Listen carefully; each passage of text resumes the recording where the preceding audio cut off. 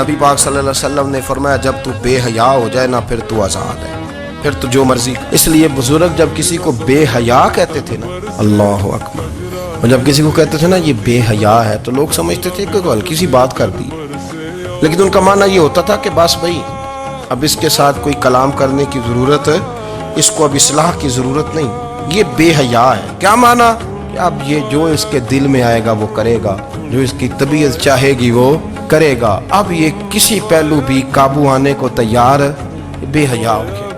بے حیائی بہت بڑا عیب ہے، اور جو لوگ کہتے ہیں کہ ہمیں بالکل آزادی ہونی چاہیے، ہمارا اپنا جسم ہے تو ہماری اپنی مرضی چلے گی، آپ اس بات کو اچھے طریقے سے سمجھ لیں کہ جو اپنی مرضی چوکوں چوراہوں میں کر رہے ہوتے ہیں نا، جو مرضی گند مند، وہ جانور ہوتے ہیں، جو نہ چوک دیکھتے ہیں نہ گلی دیکھتے ہیں، نہ انہیں پتہ ہوتا ہے کہ جگہ کون سی ہے، وہ انسان، وہ جانور ہوتے ہیں۔ اور جو کچھ انسان ہوتے ہیں نا، ان کے اندر کچھ نہ کچھ پھر شرم حیا بھی ہوتی ہے، وہ چوکوں چوراہوں میں وہ حرکتیں اور وہ کام نہیں کرتے جو جانور کرتے ہیں۔ ان کے لیے بڑے پردے ہوتے ہیں، ان کے لیے بڑی باتیں ہوتی ہیں، ان کے لیے بڑا کچھ ہوتا ہے۔ جو بالکل آزاد ہو جائے، کوئی پتہ نہ ہو کس وقت کیا کہنا ہے کیا کرنا ہے، تو پھر وہ دائرہ انسانیت سے خارج ہو جاتا ہے۔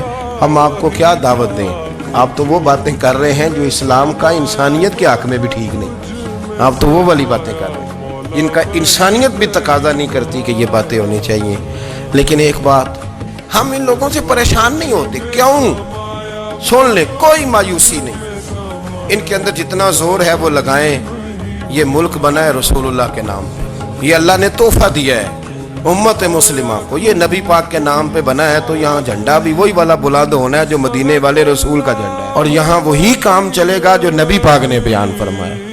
تو اس طرح کئی لوگ آتے ہیں، وہ شور شار کرتے ہیں، چلے جاتے ہیں، اتنے نہ پریشان ہوا کریں۔ بہت سارے لوگ تو بیچارے اس قابل بھی نہیں ہے کہ ان کا نام لیا جائے، اتنا ہم ان کو اہمیت دے دیں، ان کا ذکر کریں، ان کا نام لیں، ان کی بات کریں، وہ بیچارے اس قابل ہی نہیں ہے۔ مطلب آپ سٹیٹس ہی نہیں، اتنے فارغ ہیں ہم کہ اب جو بندہ آئے گا کہانی چھیڑے گا تو ہم چھیڑ جائیں گے۔ اور بھائی اللہ کا فضل ہے الحمدللہ تعالی، لوگوں نے بڑا شور کیا، اور بڑے زمانے سے دنیا شور کر رہی ہے، پر اللہ کے گھر مسجدیں بھری ہوئی، مسجدیں بھری ہوئی ہیں، ہماری بیٹیاں پردے کرتی ہیں، پردے کو پسند کرتی ہیں، وہ حجاب میں رہتی ہیں، وہ سمجھتی ہیں کہ ہمارا اصل حسن کیا ہے۔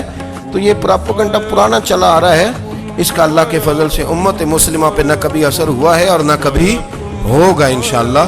اللہ تعالی ہمیں حق پر استقامت عطا فرمائے۔